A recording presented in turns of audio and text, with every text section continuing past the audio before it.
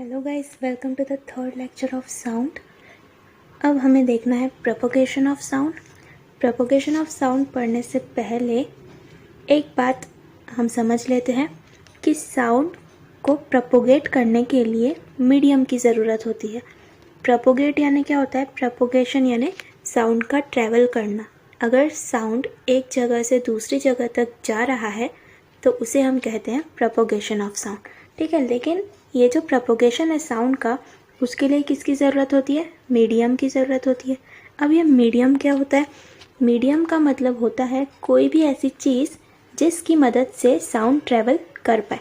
जैसे अगर डीजे बज रहा है मान लीजिए, और वो डीजे की आवाज़ आपको सुनाई दे रही है, तो वो जो साउंड है जो डीजे से निकला और आपके ईयर्स तक पहुंचा, वो साउंड कहीं से ट्रैवल होके आपके ईयर्स तक पहुंचा है ना, यहाँ से आके वो आपके ईयर तक पहुंचा। लेकिन बीच में क्या था? बीच में हमें पता है क्या था? एयर था, है ना, बीच में हवा थी। तो हवा में से यानी एयर में से पास होके साउंड आप तक पहुंचा, तो वो जो बीच का पोर्शन है वो हो गया हमारा मीडियम। तो यहाँ पे मीडियम क्या था? एयर। ठीक है, वैसे ही अगर मीडियम की बात करें तो मीडियम 3 टाइप के हो सकते हैं। पहला तो हमने देखा एयर, ठीक है। दूसरा मीडियम हो सकता है वाटर, साउंड जो है वो वाटर में से भी पास हो सकता है। और तीसरा मीडियम हो सकता है कोई भी सॉलिड। मान लीजिए एक बेंच है, एक बेंच में आपने यहाँ पे आपने बेंच से अपने हाथ को टकराया, या फिर आपने क्या किया, बेंच को ज़ोर से धक्का मारा, ठीक है, या फिर बेंच पे आपने जस्ट स्ट्राइक किया। और साइड में इस कॉर्नर पे बात करें तो आपका जो फ्रेंड है उसने कान लगाया हुआ है यहाँ पे, तो क्या आपके फ्रेंड को वो आवाज़ सुनाई देगी? तो आपने ऐसा एक्सपेरिमेंट किया होगा, तो आपके फ्रेंड को वो आवाज़ सुनाई देती है। क्यों सुनाई दी? क्योंकि जो आवाज़ है, जो साउंड है आपके हाथ की, वो इस टेबल में से, इस सॉलिड में से पास हुई, इसीलिए आपके फ्रेंड को वो सुनाई दी। ठीक है, तो मीडियम कितने टाइप के होते हैं? 3 टाइप के, एयर, वाटर और सॉलिड। तो ये सबसे इम्पॉर्टेंट बात थी कि साउंड को प्रोपोगेट करने के लिए किसकी ज़रूरत होती है? मीडियम की ज़रूरत होती है। ठीक है, अब अगर आप स्पेस में जाएंगे तो वहाँ पे जो एस्ट्रोनॉट्स होते हैं वो एक दूसरे से बात करने के लिए कुछ इंस्ट्रूमेंट्स का यूज़ करते हैं। ठीक है, अगर आप स्पेस में गए और आपको किसी से बात करनी है तो आप बिना इंस्ट्रूमेंट्स के बात नहीं कर सकते, क्योंकि स्पेस में कोई भी मीडियम नहीं होता। स्पेस में कोई भी मीडियम नहीं होता, मतलब ना वहाँ पे एयर है, ना वहाँ पे पानी है, वहाँ पे तो कुछ भी नहीं है ना। तो इसीलिए स्पेस में साउंड क्लियरली नहीं सुनाई देता। ठीक है, तो स्पेस में मीडियम नहीं है, इसलिए वहाँ पे साउंड भी प्रोपोगेट नहीं होता, साउंड भी ट्रैवल नहीं होता। अब देखते हैं हम propagation of sound. Take 2 balloons, fill air in one and water in the other. Press the balloon filled with air against your ear and, as shown in the figure, rub a finger on the balloon and listen to the sound. Repeat the same activity with the balloon filled with water. Through which balloon do we hear a clearer sound? तो यहाँ पे आपको एक experiment दिया गया है।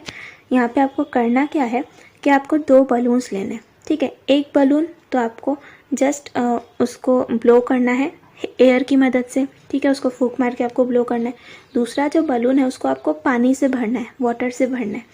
अब क्या करना है, आपको दोनों बलून्स पर आपको रब करना है अपनी फिंगर से। अब रब करने के बाद उसको आप अपने कान के पास में लाइए और फिर रब करिए। तो आपको कौन से बलून से ज़्यादा आवाज़ सुनाई देगी?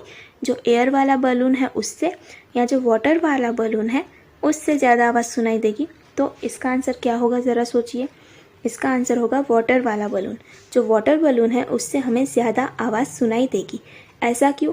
क्योंकि साउंड जो है वो यहाँ पे बलून है, मान लीजिए हमने यहाँ पे रब किया, ठीक है, हमने यहाँ पे रब किया और यहाँ पे आपका ईयर है। ठीक है, तो साउंड को ट्रैवल होने के लिए यहाँ पे कौन सा मीडियम है बीच में? एयर बलून की बात कर रहे हैं तो यहाँ पे मीडियम कौन सा है? एयर। और वाटर बलून की बात करें तो बीच में मीडियम कौन सा होगा? वाटर होगा। ठीक है, तो साउंड का एक फिनोमिना है कि साउंड वाटर से ज़्यादा जल्दी पास होता है। ठीक है, इसीलिए हमें आवाज़ ज़्यादा सुनाई देती है। और एयर से साउंड जो है वो धीरे धीरे पास होता है, इसीलिए हमें आवाज़ कम सुनाई देती है। तो यहाँ पे आंसर हो जाएगा water balloon. Stand at the end of a big table and make a friend stand at the other. तो यहाँ पे वही एक्सपेरिमेंट दिया गया है जो आपको बताया मैंने टेबल वाला, कि आपको एक एंड पे खड़े रहना है और आपके फ्रेंड को दूसरे एंड पे खड़े रहना है। आपको स्लाइटली नॉक करना है यहाँ पे और आपके फ्रेंड को वही आवाज़ सुनाई देती है।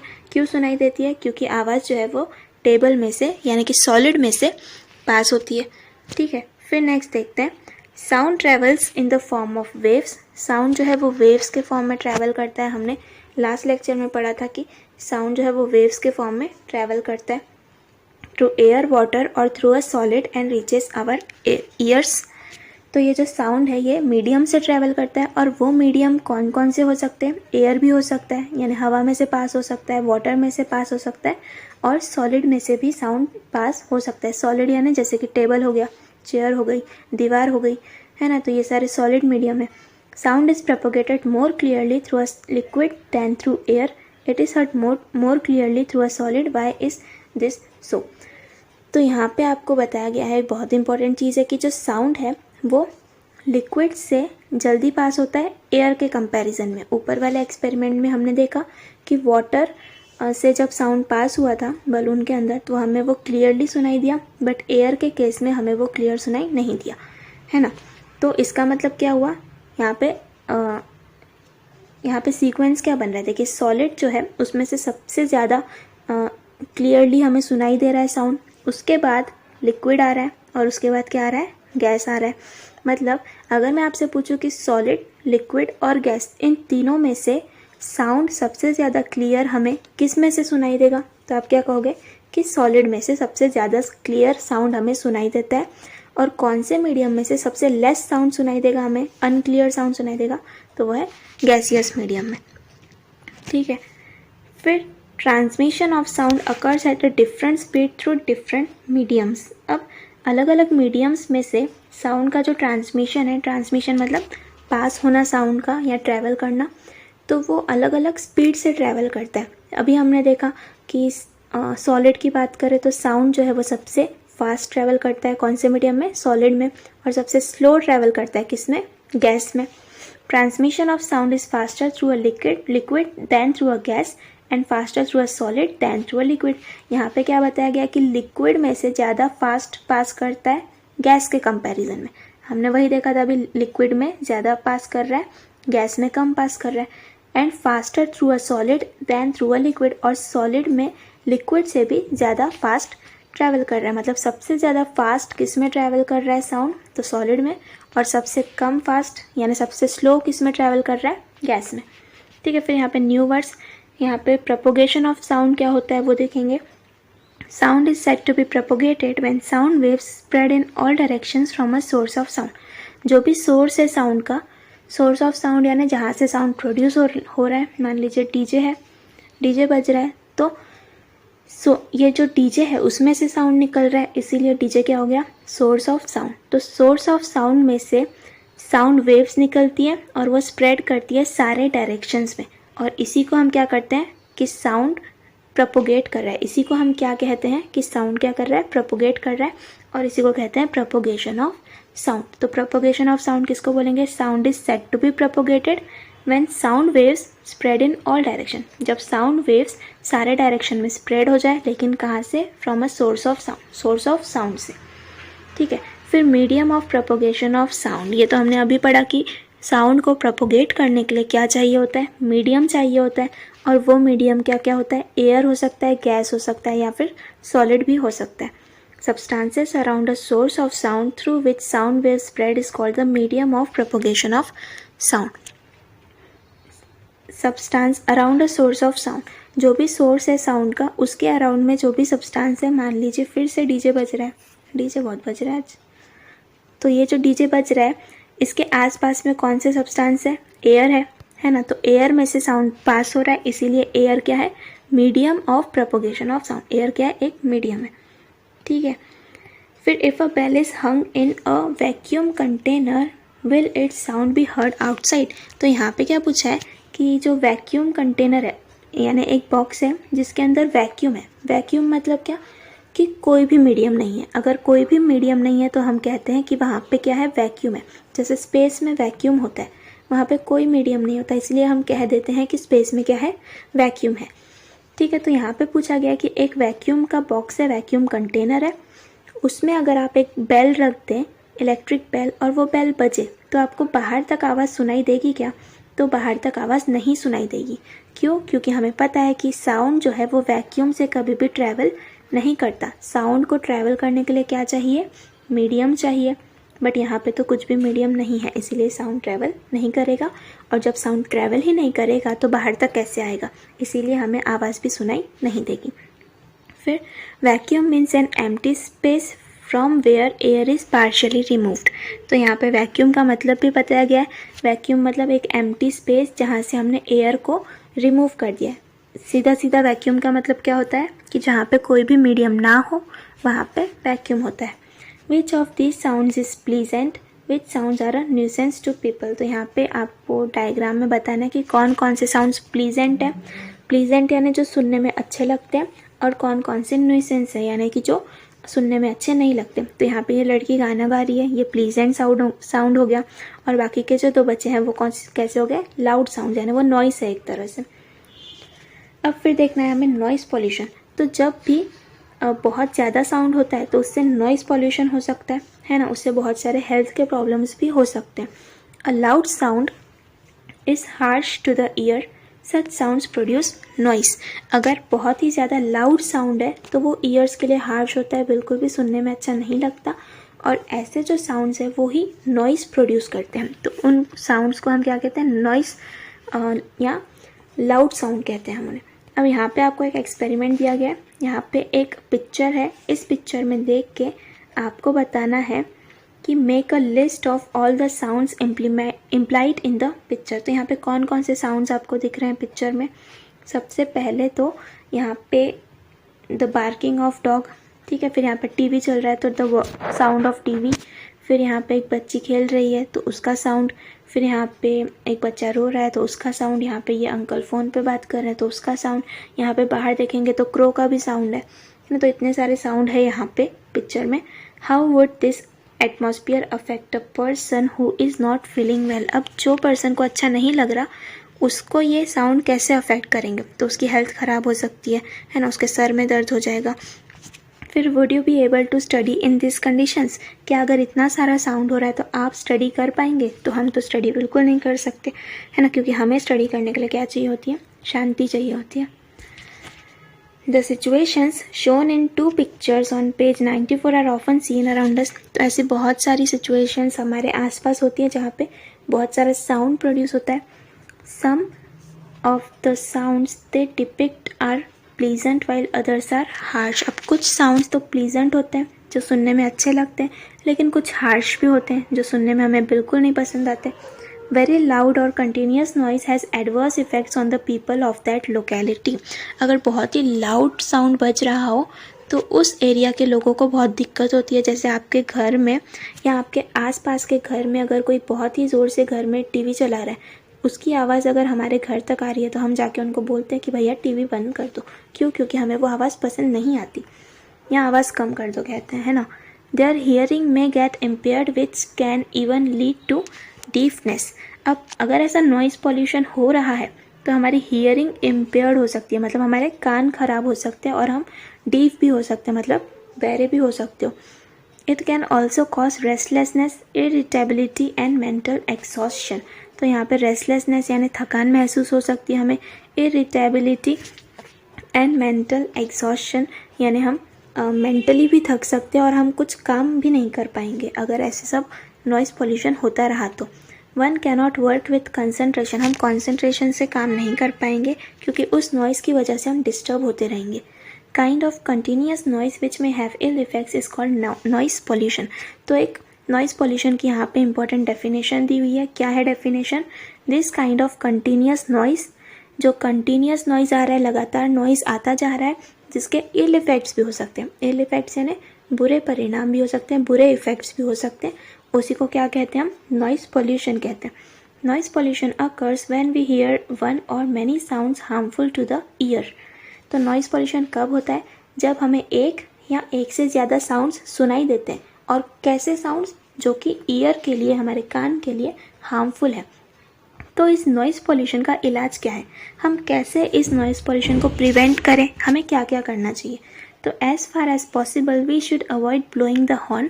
तो हमें हमारे गाड़ियों में घंटी जो होती है, हॉर्न जो होती है, उसको ज़्यादा नहीं बजाना चाहिए, जितना हो सके उतना कम बजाना चाहिए। वॉल्यूम ऑफ टीवी और radio in the house should be restricted to those watching the programmes. अगर हम टीवी देख रहे हैं, अगर हम रेडियो सुन रहे हैं, तो उनका आवाज़ उतना ही रखना चाहिए जितना कि हमें सुनाई दे, क्योंकि हम सुन रहे हैं ना, तो आजू बाजू वालों को नहीं सुनाना है, कम आवाज़ में भी हम सुन सकते हैं। Vehicles should be maintain properly to reduce the unnecessary sound they produce. अब व्हीकल्स को हमें प्रॉपरली मेंटेन करना है ना। व्हीकल्स में अगर कुछ खराबी है तो उनको ठीक कराना है, वरना आपने देखा होगा कि स्कूटर जब चलती है रास्ते पे, स्पेशली ऐसी भी गाड़ियाँ होती है जो बहुत ज़्यादा आवाज़ करते करते चलती है। क्यों? क्योंकि वो उनको ठीक से उनका मेंटेनेंस नहीं किया होता है ठीक से, इसीलिए तो उनको रिपेयर कराना चाहिए। Factories, airports, railway stations and bus stands should be located at the proper distance away from residential areas. तो जो भी फैक्ट्रीज़ है, एयरपोर्ट्स हैं, रेलवे स्टेशन हैं या बस स्टैंड्स हैं, इन सबको रेसिडेंशियल एरिया से दूर ही रखना चाहिए।